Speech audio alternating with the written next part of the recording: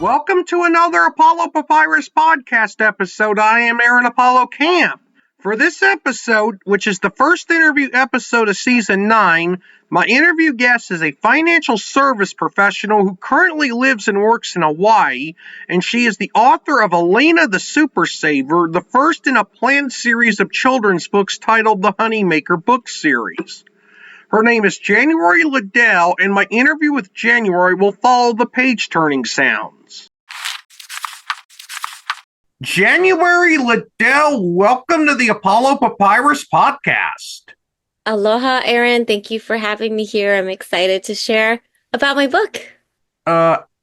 This is how I usually start an interview. Feel free to introduce yourself to our listeners. Okay. Aloha. My name is January Liddell. I am a retirement specialist, and I decided to write a book called bookAlina, the Super Saver. It is a children's book about financial literacy. I'm also a podcast host for Sexy Freedom Media Podcast, and I'm a mother of two, a son who's 16 and a daughter who's 9. And I also am married to a retired veteran. So that's me in a nutshell. As you're a financial service professional, what services do you provide to your clients as a financial service professional? Sure. So we take a broad view of what you'd like for your retirement to look like. And so I focus on retirement. So I focus on, hey, let's make sure that you have enough funds for when you are ready to be in your golden years and ready to retire from the workforce. And so we look at all things finance. So we look at your portfolio, we look at what it is that, the fill in the gaps, basically. We need to make sure that all the gaps are filled. And so that's one aspect of financial services that we can take care of is the retirement. That is my specialty. I also handle rollovers. I handle estate planning. I also handle, like for parents who would like to have, funds for when they go to college. So we have a strategy for that as well. So there's different types of financial services that we can talk about, but my main specialty is retirement. As this is primarily a podcast about books and writing, you have written a children's book called bookAlina, the Super Saver. Without spoiling too much of bookAlina, the Super Saver, what is it about? Thanks for asking. This book is about a little girl, a little bee, that wants to buy anything. So she, just like any other child, I have children. I don't know if you have children, Aaron, but I know my children have always asked me, Mommy, can you buy me this? Mommy, can you buy me that? And this story is about a little girl who does just the same as any little child. Mommy, can you buy me this? Daddy, can you buy me that? And she bumps into a gentleman. The gentleman says, hey, you can use a credit card because the item was kind of expensive. And the mom says, well, credit cards can be good for some things, but let's talk about this. So it goes through a journey of her planning and her desire to buy this item, and there's temptation involved. Obviously, when you go to a store, there's all sorts of things that you can see. So that's pretty much it in a nutshell. So I do talk about financial concepts in there. I have a glossary that has financial terms. I also have money affirmations and money facts. And this is the first book out of 8. So I am making a series. It's called the Honeymaker series. 8 total. The reason why I said I wanted to do 8 is because there are 8 islands here in Hawaii. So a lot of the background will be images of Hawaii. As you mentioned, the Honeymaker book series is going to be an 8-part series of children's books. Can you provide our listeners a bit of a preview of the next 7 books in the series that are currently in the works or currently slated to be in the works? Sure. So the second book is called Dynamo's Spending Spree, and as the title has it, it is about spending. So the first book is about saving, second book is about spending. Again, I'll have a glossary of terms, money facts, and money affirmations. And the next 6 books, I'm going to dedicate it to investing, sharing, still the concept of saving, money hacks, things like that. Haruni Ishara, did I pronounce the name of your illustrator correctly? Ishara, yes, that's correct. Haruni. She's the illustrator of Alina the Super Saver. What was it like to work with Haruni on your children's book, and will Haruni be illustrating the other books in the series? Absolutely, yes. So Haruni will be my main illustrator, my only illustrator.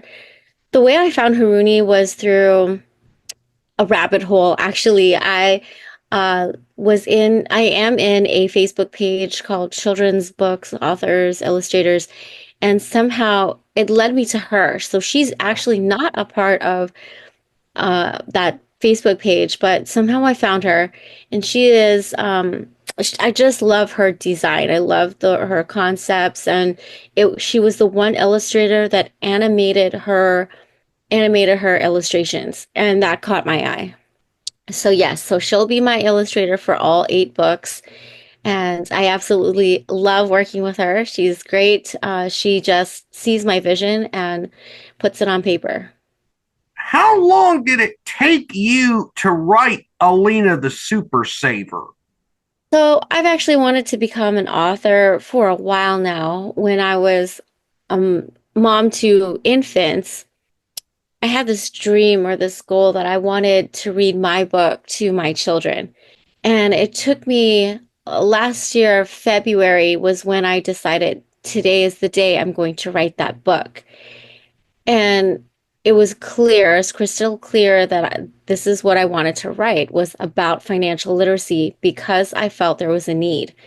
I know there was a need for me. I wasn't taught financial literacy growing up. And so I made a lot of financial mistakes. And so with that, this book was important for me to write, and it didn't take me long. I believe it took me maybe that week to just finish writing up the story.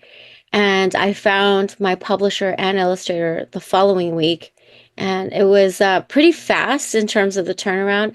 If I hadn't gotten sick, then it probably would have been a lot sooner rather than later. But it's in perfect timing. So I'm happy about this book. That's why it was very easy for me to write the book, because I already had the decision and I knew what I wanted to write, and the paper just, my pen just kept flowing.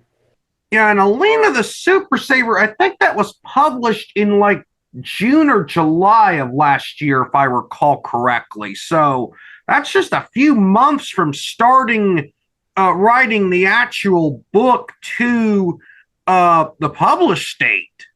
Yes, yes, it was. It was very quick. And from what I hear from others, yes, it was quick. I actually wanted it to be quicker, but again, I got sick in May. So had I not gotten sick, it probably would have been much sooner than that. But you're right, it was published July 2nd of 2024. And yes, I'm a very quick type of action taker. So when I do make that decision, then I run with it, and I try to do it as quick as I can. What are the hardest and easiest aspects of writing children's books for you?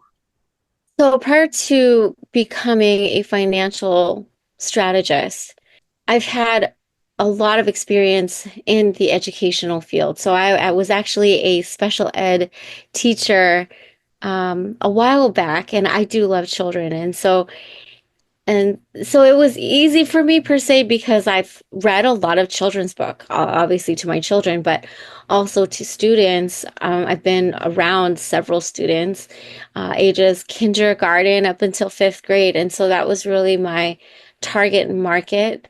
Were those or are those ages because I've been involved with them. And so how easy was it? It was fairly easy. And I also had the concept, the financial literacy concept.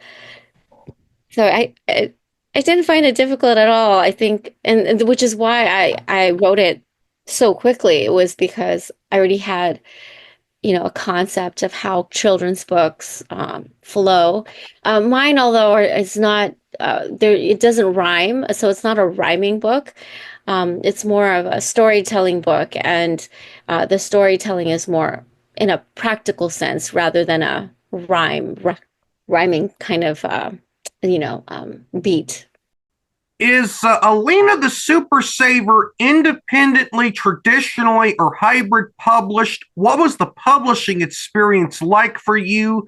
And will the rest of the series be published the same way as the first book was? My book has been published through hybrid publishing. So I say hybrid because it's a little bit of both traditional and self-publishing. I actually have full autonomy over what I'd like to put in my book, the flow of my book. My publisher is Teresa Velarde of Book Endeavors, and absolutely adore her. So I found her through a referral. And I've talked to several publishers, and I really just enjoyed talking with Teresa, and there was an energy between the two of us that flowed very well. And so I really enjoy my relationship with Teresa. And yes, so she will be the publisher for the rest of the series. As your children's book series is about financial literacy, how important is teaching financial literacy to children at a young age? And aside from having their children read your book or book series, what can parents do to help their children become financially literate? That's a great question, Erin. Thank you.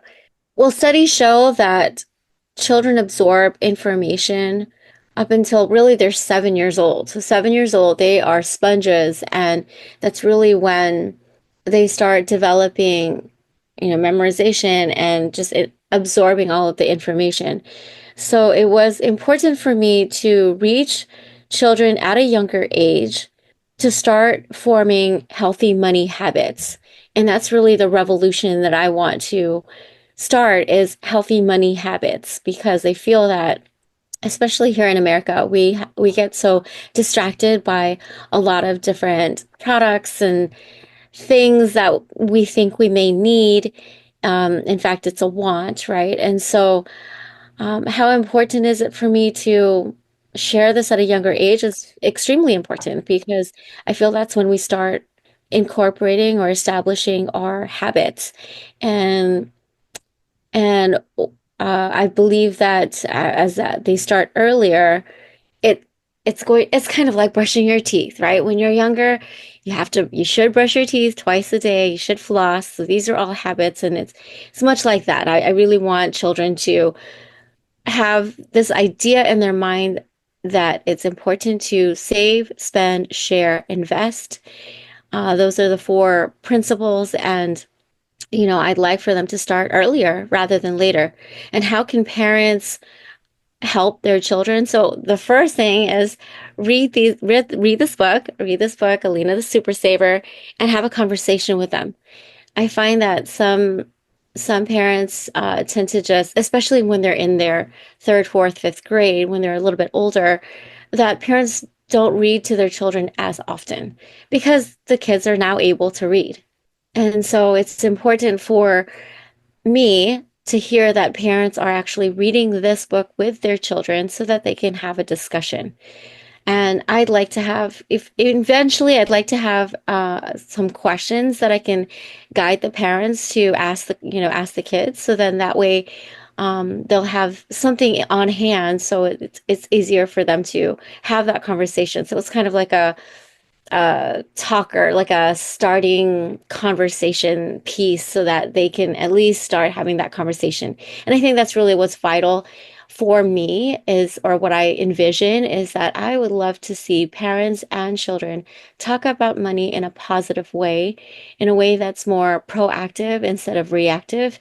And I'd like for parents and children to just have that ease of conversation about money. Because money can be a very difficult topic for some people.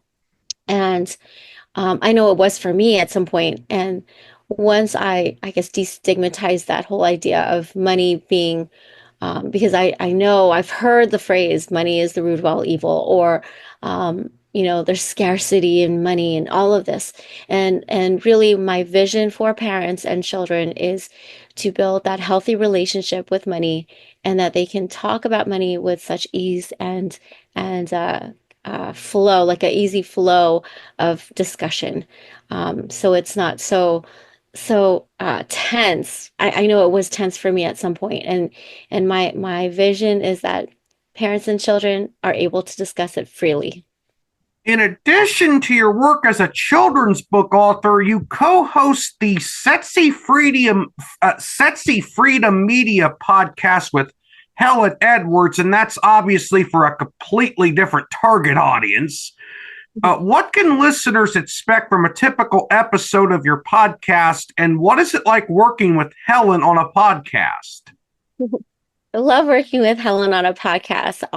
Both professionally and personally, we just have a really great time together. So we have great rapport with each other. So it's a very easy type of podcast to have because we're just, I feel like we're on the same level. So it's fun. It's been fun working with Helen. As far as the topics that we talk about mindset, a lot about it, a lot of growth mindset, a lot of, stepping out of your comfort zone. Um, and then we have fun topics as well. So we have fun topics like embracing your uniqueness and your weirdness. And that's our last topic, our latest episode that should be actually published today, actually. And then we also talk about, so we bring guests, so we bring doctors, authors, publishers. We do talk about how to write a book because Helen Edwards herself is an author. She wrote Nothing Sexier Than Freedom, and it's a memoir of her life. So it's a very transparent book about everything that she's gone through, all the lessons that she's learned. And so yeah, it's been fun. It's been fun being on this journey with her. This podcast is dedicated mainly to women, but we do have some male listeners. And it's really to empower, to inspire, and to give, healthy tips and tricks. So we do have a resident psychiatrist psychologist, and her name is Dr. Gretchen Guevara. My last question of this interview, what do you love most about living in Hawaii? That's an awesome question. What do I love most about living in Hawaii? There's so many things I love living here in Hawaii. The first main reason for me coming this way was that I enjoy the people here. The people here are very, majority of the times they're very kind. They have the aloha spirit. So it's a very family-oriented place, which I love. Everyone here is either auntie or uncle or cousin. And so there is a family atmosphere here in Hawaii that you cannot find anywhere else. And I love the camaraderie here. I love like I said, the ohana feeling.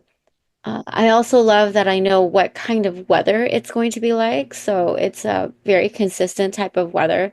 So I don't have to guess, oh, what's today like? It's pretty much the same all year round. I mean, with the exception of quote unquote Hawaiian winter, where it's maybe in the, upper 60s. In some places, it could be upper 50s. So that's the only time when I may have to change my attire, but pretty much all the time it's relatively 75 to 80 degree weather.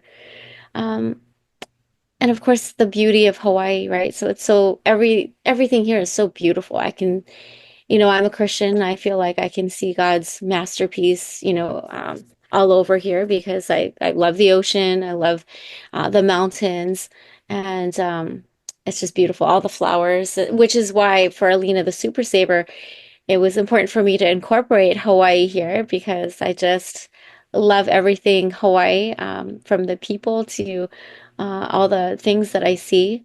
And um, yeah, so I love Hawaii. I can't imagine living anywhere else. January, thank you for listening. Thank you for appearing on the Apollo Papyrus podcast. You were an amazing guest for my first interview episode of the 9th season. Um, well, thank you. I appreciate it. I'm very happy that I was able to be here, and thank you so much for accommodating my time. I appreciate that. And Aaron, you asked such great questions, so keep on podcasting, and I very much enjoyed this time with you. Thank you. As a point of clarification, I don't have any children. Nonetheless, it was amazing to interview January, and as always, I'll include relative links in the text description of this episode. This is Aaron Apollo Camp reminding y'all to find your writing and reading purpose. Bye for now.